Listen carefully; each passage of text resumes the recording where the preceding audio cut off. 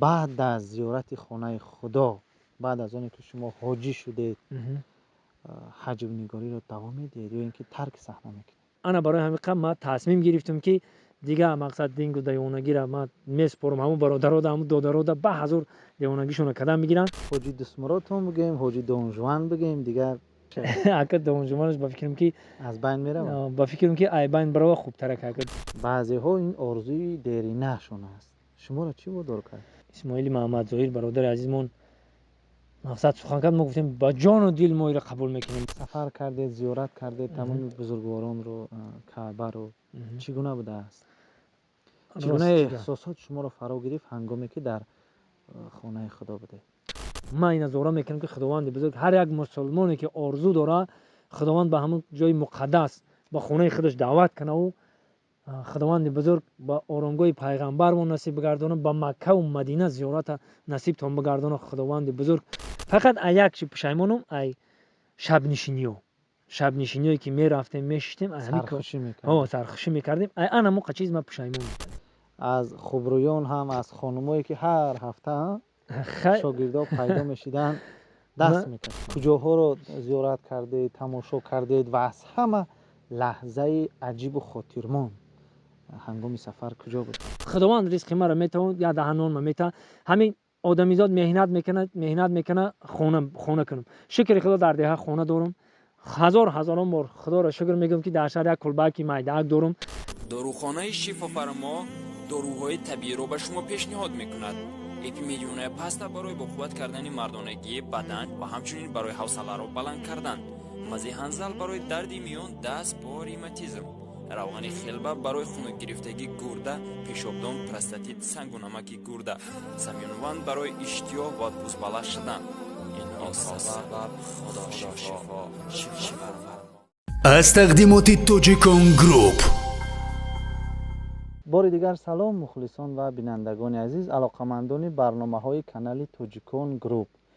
با درخواست زیاد شما ما این لحظه ها مهمان یکی از هنرمندان شناخته دستمراد شریپوف و می توانیم او را من بعد حاجی دستمراد هم گوییم، خطا نمیکنیم. و در نزد بحر خوردی جماعت دهاتی سنگتوده ناحیه زیبا منظر دنغره قرار داریم. زنده باشه. خوش آمدید دوستان. و تشکر میگویم به شما برادر عزیز که ما رو قبول کردید و راضی شدید که یک صحبت جدی که از صحبت‌های قبلی ما فرق کرده باشد. و به همگان معلوم است که شما چند روز قبل از سفر حج از خانه خدا اومدید و شما رو تبریک میکنیم از نام خود، از نام تمام مخلصان کانال خود و با اون که شما با زیارت خانه خدا مشرف گشتید. زنده باشید. ما هم دست اول سلام و درودی به پایان خدمت به همه شما میرسونم. خوش آمدن و با مخلصان شما، با مخلصان کانال شما سلام و درودی به پایان خدمت میرسونم و دعا میکنیم که دست اول خداوند بزرگ همه ما و شما رو پیش کارمون کشاده کنه، ملت ما رو سربلند نگاه بداره، دولت ما رو تنج آرام چه خیلی که هست انقدر تنج آرام باشه و خداوند بزرگ همه ما و شما رو دولت دنیا را ایطوری سرمون برزونه، همه ما مسلمانان را به خانه خداوند نصیب بگردونه. بی رحمت که ارحم الراحمین. الله اکبر. سلامت باشید بابا. خوش آمدن زنده باشید. حاجی دسمراتون بگیم، حاجی دونجوان بگیم، دیگر خیلی خداوند که لایق ببینه مردم میگه که ایرا اگر که خداوند لایق نبینه این یک در دست همش به رضایت خداوند میشه این کارو. اگر حاجی دونجوان گوین خفه نمیشه. اگر دونجوانش با فکرم که از بین میره، با فکرم که ای بین برای خوب ترک اگر دانش سازای دانش خیلی دان و غلای ما گودکیم خودم اینجا کنم یک دانک دارم همه خشت برام مرا دان چی گفته فریاد میکنن تقوی اون مقصد اما که هم دان چی گفته مرا دان چی گفته فریاد میکنن تا مقصد دانشگاه رفتن مرا نامم دانچیک بود. بعد همین یک الهامی که در همین دانجوان نام موندگیم همین پشت همین نامم بود که دانچیک میگفتن. وقتی که ما اونجا رفتم کتابی دانجوان خوندم او هم ردیف همین دانه که دوست می‌داشتم بعد جوان جوانش ایلواش درست میگی. زنده باشن. اگه دان یک اکتور دان جوان یک اکتور فرانسوز بود. من میخوام که دان بگن خوبتر میشه که جوانش توکلش به خدا که دیگه. سلامت باشید. زنده باشید. و چی شما رو وادار نمود که یک باره به زیارت خانه خدا رفتید، حاجی شده؟ که در این سوال شما ما چی گفتنیم برادر عزیز؟ هر یک تا ما مسلمانیم الحمدلله. و بعد راستیگه هر یک چی وقتی خودش داره. وقتی که کودک بودیم در نیم که تیپه و ایلاق در نیم در نیم دریا بودم اینجا دریا میرفت او بازی کردن میگشتیم در همینجا ها قریب بگیم که 18-20 سال در همینجا در کوه تیپه ها گشتیم او بازی کردیم. با انا 20 سال دیگه در دوشنبه شهر در تمام تاجیکستان گشتیم 20 سال دیگه. راستی گپ همون یک دو برادرها مقصد گفتن که حاجی حج میری بر وقت ای مقصد خونه خدا میری ولی بر وقت ای همین این زمانه رو نگاه کنیم همین 5-10 سال دیگه عمر میبینیم نمیبینیم. مثال همین چند خیلی دیگه عمر میبینیم نمیبینیم. بیا که آینده مون فکر کنیم او دنیا مون فکر کنیم. این همین کار ما هم یک 2-3 سال میشه فقط هم فکری همین داریم که مقصد هم یک کاری کنیم که اصلا آینده مونده. بعضی ها خواب میبینن، بعضی ها رو یگون نفر روان میکنه. هر یک مسلمان ارزوش همیه میخواد که من تشکر هم میگم با این برادرها که ما رو دستگیری میکنن هر وقت زنده باشن. هم خیلی برادرای سخاوتمند برادرای خیرخواه هم خیلی زیاد شوند. البته که بازم گلگون شکفان میگرده وطن عزیزمون. مقصد که هم خیلی تجارتکارا بسیار شوند ان شاء الله که در تاجیکستان یگان کم بغل نمیمونن. ما دعا میکنیم که هم خیلی خیرخواه و هم خیلی تجارتکارا بسیار شوند و تاجیکستانی ما بازم خیلی گلگون شکفان گشتن بگیرن. زنده باشن. ما کسانی که ما دست یاری میرسونن ما همه باید مینداری میکنیم از فرصت مناسب استفاده برده همه وقت سربلند باشن، همه وقت دستی به خیر داشته باشن، همه وقت در خدمت خلق باشن، زنده باشن. همراه شما یک حجب نگار یا بلاگری دیگر غالب شو و کلی معروف میگویند. من اونقدر با اونها شناس نیستم. همراه شما بدن زنده باشه. خیلی گپ. و شما مخصوصا مصلحت کرده یک جا رفتید 3 نفره یا نفر شما رو مخصوصا یک جا کرد؟ نه این دست اول همش برای خداوند دست اول همش برای خداوند میشود. ما راستی که پرامو افیر یک دو بار همین صحبت کردیم. اون معروف باید قدیما بوکس میکرد. ما دیدیم که وای ما باور دارم هم خیلی معروف 3 تا قطار مون من رو پرو اولش خدا آخرش خدا 3 تا معروف یک جای مون هر سش یک جای کدام میزنم در بوکس. ما الکای فهمیدیم که چند قوت دارن چند قدرت دارن. مثال 3 تا معروف که بیای ما قطعی هر سش قطعی یک جای 3 و ادنام میگن 3 به 1 میزنم. بعد راستی که ما برن بدنشون هم نمیدونستیم که هم خیلی هستن. ما خیلی شناسیم نه بیان با خودشون هستن. زنده باشن. خداوند راضی شدیم. ما هم خیلی یک جای شدیم رفتیم بیان آدمای خوب بودن. مقصد یگون نفر شما رو یک جا کرد. بله همو راستی که ایجاد مقصد سبب اساسی منصور نعمتوف شد. پرامو افیر همودا که منصور نعمتوف ما دروزی دستم خودش بگیم پادپیس که با همراه ما صحبت میکردیم که یا در اومدن و هم صحبت میکردیم. هم خیلی خداوند راضی بود. هم خیلی شید رفیق یگان وایش نیست. بعد بوکس چی میشود؟ وای اگه همو بدرن کانال ما رو ببینن که دست خپیدم گفتم اگر هم دست ما رو خوب کنی هم که دیدن برابر یگام جای دروغ و فندش نیست. اینا به خدا قسم میخورم جای دروغش نیست. گفتم این اگه ما خونه خدا رفتم دیگه جای جنگ و جای گپی بد گفتن نیست. این همین دست ما رو تو خوب کردی هم مرا زدی هم منصور نعمتوف زدی هم روزبک فیضعلی را زدی همین برادرایی که درگیر دیما میدونستن همین کارا همین ما رو تو زدی. بیام قبیدم که یا داش ساخت که وجه فهمید پروت فیلم نیت پریم خیلی گفته بودم وجه فهمید که ما دیگه داش اون من ساخت نکرد دست کشید. مقصد که همون سببی همین بحث بوکس از کجا پیدا شد در این اینجا سبب بحث عیب قبیل سید قل حافظ ایکو همون تلفنی ما در دست همون کسا بودن. یک وقت ما راستی که پرامو افیر من ذوق ندارم باور کنین بچه‌ها. من یگان وقت بیکار بمونم میدرم نباشه همین تلفن ما در دست قابل بود که درآمد این منصور نعمتوف درآمد پرامو افیر ده گفته درآمد.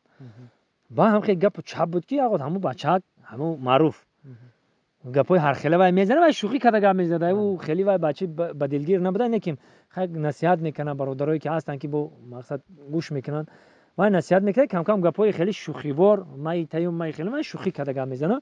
مرستی که ما یگون کسی خیلی نمیگفت ما جدی قبول کردم. گفتم کیای زور ترجمه خیلی گپ زد. ما قطعی ما گپ زدم گفتم چی میخوای که من قطعی یک به یک میزنم. ما گفتم تو یک به یک زدم باشیم ما همه وقت تیارم.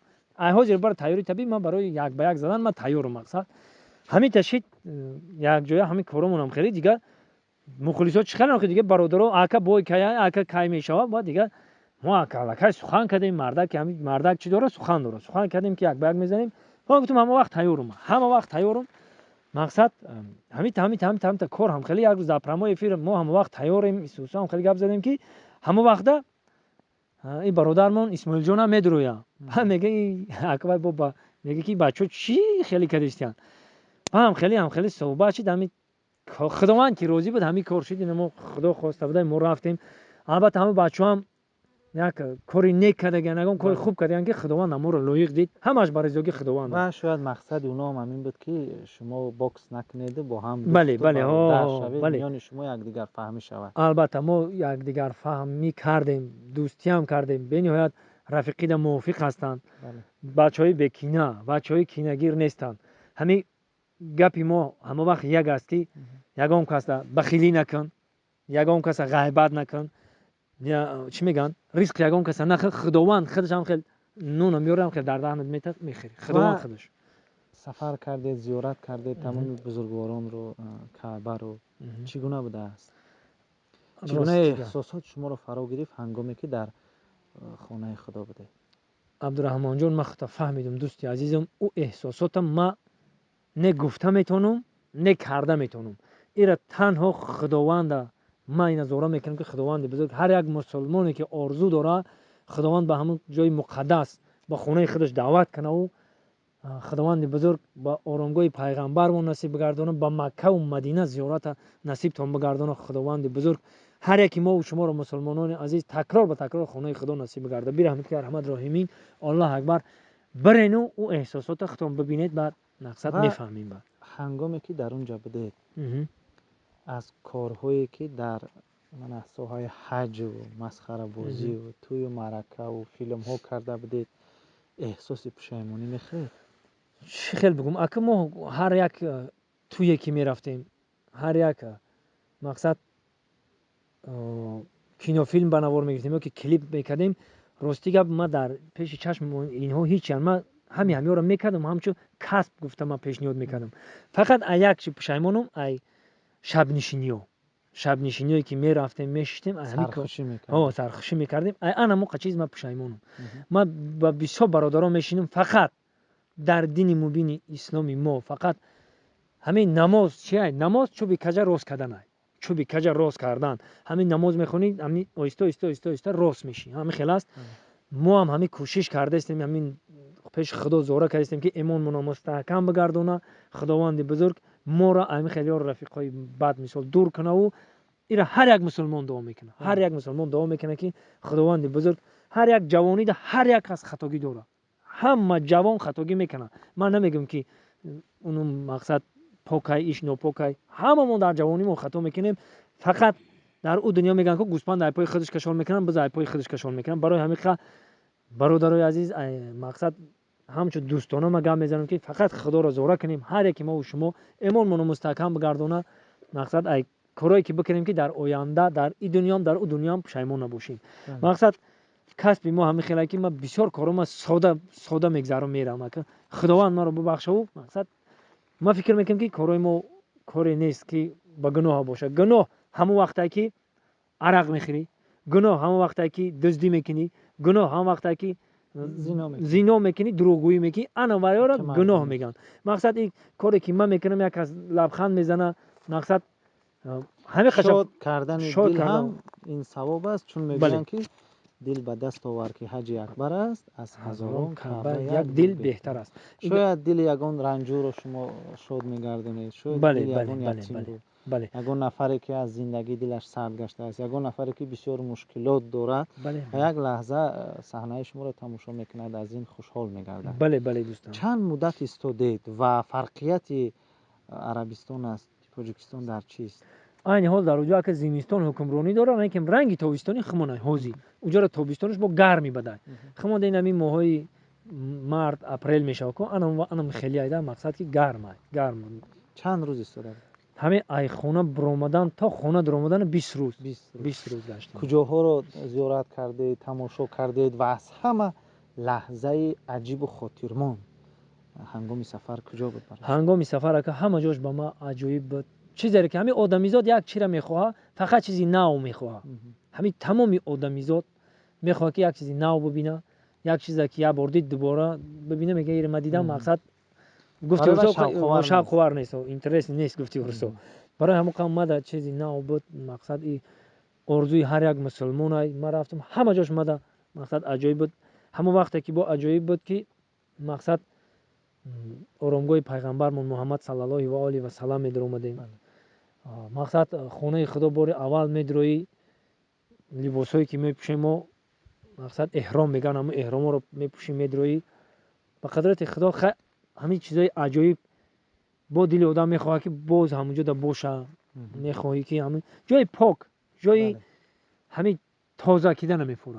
هر یک از میفوره. برای همین آینده مون فکر کنیم او دنیا مون هم بسازیم و این دنیا مون هم بسازیم. خداوند بزرگ این دنیا و او دنیا بی‌نصیب نگردونه. و از همه سوال مهمه که مخلصان بسیار در پینوشت‌های خود کامنتاری ها نوشتند. بعد از زیارت خانه خدا، بعد از آنکه شما حاجی شدید، حج و نگاری رو دوام میدید یا اینکه ترک صحنه میکنید؟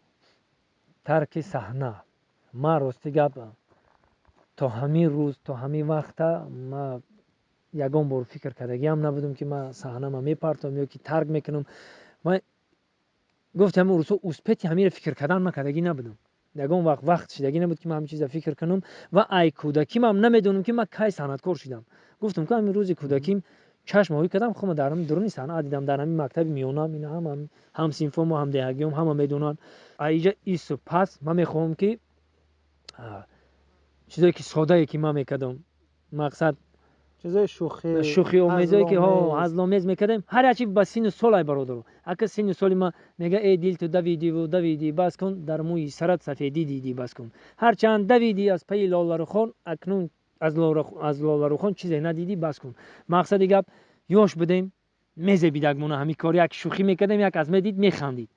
وقتی که عین حال ما الکه فرزندامون کلون شده است، هر یک آدمی با عقل، هر یک آدمی با سواد چیزا حس میکنه میبینه. مقصد که این پیچامون هم سفید شده است دیگه. که هر وقتی که همین دلم که غم داد در صنعت اگر غزغزه زد میگن چی میگن، همین دلم اگر یک چی داد، همون کینو فیلم که تربیوی میکنم که در آینده یک از ببینه و یک چی عبرت بگیره. یعنی که از چیزهای مضحکه، شوخی، هزل از صحنه‌ها از این فیلم ها، از سرودهای حجوی دست میکشید و رو میارید به برنامه های خرد و فیلم های خردی تربیوی که برای تربیه نسل نورس روانه کرده شود. از خبرویان هم از خانمایی که هر هفته شاگردا پیدا میشیدن دست میکشید. ما راستی گپ همه ما رو به جای خواهر، به جای اپا، همو بسیارش مرا استاد گفته چی میکنم، من خودم ایزا میکشم که ولی ما با استادی را نشیدم. مقصد ایزا میکشم، مرا استاد گفته فراد میکنه که یک جدا میگن که استادی ما همه ما روم دود میکنه ایزا میکشم. من حق استادی ندارم. خیلی همین چیزی که میفهمیدم چون که ببین خیلی میشه این خیلی که این جاش این خیلی میکنیم. مقصد قطعشون همکاری میکردم. ما همه قطعی ما کار کردن، همش خونه ما وردگیم، همش مقصد کودکای ما میشناسن، همش چند دختری که ما کار کردیم، فاطمه بانو، ریحانه بانو، منیژه گروه عرب شمون، رفعت، همه خونه ما میآیند میروند. ما یگام تیمور نگپی پس گفتگیم نگپی بلند گفتگیم. مقصد مرا کیچ خیلی قبول میکنه من نمیدونم. مقصد که ایروی نامم یا که همین نام در تقدیر ما بوده، همین خداوند همین نام ما در لایق دید دانشجویان خیال میکنن که همه عروس شما. خیلی بعد در کلیپم هم هر پنجشنبه زن میگرفتیم. خیلی بچه‌هاش بده مخید نگاه میکنی این حافظ کسو میکرد پلم میداد اینها مرادف در هم کلیپای وای بسیار هم زنگیر نیستم. ولی در اصل چند زن دارید اگه مخفی نباشه؟ من الحمدلله به مخفی گم میزنم شکر خدا. یک زن دارم، دو دخترچه دارم. یک بار نکاح کردگی من در همین حیاتم. ها شکر خدا من یک بار اویله سالم دارم. مقصد خانه آباد دارم. خدا را شکر. من ترک حج کرده با توی ها هم نمیروید دیگر. به حیث راوی من میدونم همراه روزبک فیضلی میرفتید. اگه مقصد که میشود توی محفل ما هیچی گفتن نمیتونم در این باره در توی محفل ما حاجی جد قطعی هم بگم نه نمیرم دیگه توی یکی رفتیم بعد مقصد که دروغگو میشیم برای همون که من نه گفتن نمیتونم میرم مقصد دوستای ما هستن که میگه ایمینای اکجون در توی ما یا که برادر در توی ما تو بیا یک سخن که ما حاجی میدونی که هم چی بسیار تلفن بسیار ما یک سخن میگم در همون توی میگم که برادر عزیزی ما دوست عزیزی ما توی داره خرسندی داره در روز خرسندیش مبارک بادش میگم ای شه مقصد مبارکت باشد یا که ای جوره جان ایمان جانانه مبارک باد خیلی مقصد یک دو بیتی گپ میزنی در همون توی بنوار میگیرن میپرتیان میگن این مردک سخن کرده بود با مقصد نه خونه خدا رو زیارت رفتم روی راست دروغ گفته است که من توی معرکه نمیرم و این در توی برآمد داره من در نزد خلق در نزد خداوند خودم دروغگو کردنی نیستم توی معرکه مقصد یک خرسندی است ممکن که توی برادرام میرم سخن میکنم ممکن که توی یار رفیق نزدیک من میرم گپ میزنم یک خوشحالی میکنم مقصد قطعی یار رفیقم خیلی کنسرت اکی چی گفتن نمیتونم کنسرت باشه که لایق ما باشه میریم کنسرت هر یک کنسرت جای خودش داره کنسرت هست از میری دیسکو کلوب هم رپ میخونن و هی یا میگن اكو لایق ما نیست دیگه او اكو هم جوانا دم هم دنگ دیوانگی را بول تو گای که گیره با چی میگن اینمو پرشیده که هم اینترنتو مقصد که همه امور من دست به دوم بردارم دیگه همون سمر خداوند بزرگ نزدیک نکنه پاک و پروردگار رو همه شما هم برادرها دو که عزیز هستن ذوق دارن همه شما مودو بخشیدم بیرم دیگه رحمت الرحمن الله اکبر آمین من دیگه همون کارا رو نمیکنم بابای حاجی من سانچو حجوی نکنی با توی ها نروی با دیسکوتک ها نروی طربخانه نروی زندگی رو چخیل پیش میبرید از کجا پول میآورید برادرم همه وقت ما توی هم نمیرفتم وقتی که در تئاتر کار میکردم دیسک کلوبا هم نمیرفتیم یگا جا نمیرفتیم ریسک ما را هی خداوند در پیشانیمون نوشتگی بود ریسک ما را خداوند هم خیلی میوارد میداد میخوردیم این ریسک ازلی ریسک خداوند میته ما تکیه به پروردگار میکنم ریسک ما در دست خداوند است ریسک ما را یگا نه توی دارو میتن ریسک ما را نه اون چی میگن طرفخانه رو رئیساش میته ریسک ما را یگا اون کس نمیته ریسک ما را تنها خداوند میته ما اگر که کاری که در اوجا میکنم همو قدر عذاب در این همین دهان بکشم این همین زمین خمای مرا این همین زمین ما شکر خدا زمین من زمین خداوند ایو همین زمین ما در نصیب گردونده این همین زمین ما این همینجا میام دهخونی میکنم این همینجا زمین بابوگی ما این همینجا گفتم که طول 20 سال دهخونی میکردیم مال داشتیم بز داشتیم سگ داشتیم خر داشتیم مال حال زندگی ما با درجه اولیش بود با مقصد این در دهمون آدم بسیار بود شکر خدا اول تیانده بدیم خداوند بزرگ هم ما را انشالله اولش خدا آخرش خدا در نزد خداوند گمون بلند نرو انشالله که این کسب پدریمون است پدریمون هم خیلی اومده بابامون هم خیلی اومده انشالله که ما هم خیلی میریم این ریسک در دست خداوند است یعنی بغیر از حجم نگاری میتونید که با دهخونی نیز مشغول شوید ما اول میگم که بچه دهخونم خداوند دستم داده دست داده دو پا داده هم باریک که کم باشم با قوتی هست که اولش خدا آخرش خدا باور دارم که با دست کنده میرم دهخونی میکنیم دهخونیش هم تیاریم مقصد که هازینه بخیر شکر خدا یا ده نیم ده نون ای اینترنت میویم شکر خدا خداوند که رضا باشه اینم که داشت تپه و ما بنوار بگیرم جاهای تاریخی وطن ما بنوار بگیرم در اینترنت پرتم خداوند رزق ما را میتونه یا ده نون ما میتونه همین آدمیزاد مهنت میکنه خونه کنم شکر خدا در ده خونه دارم هزاران بار خدا را شکر میگم که در شهر یک کلبکی مایدک دارم زیغ شدم دوشنبه رفتم تماشا در خونه میستم میخوام که باقی مانده عمر ما در همین ده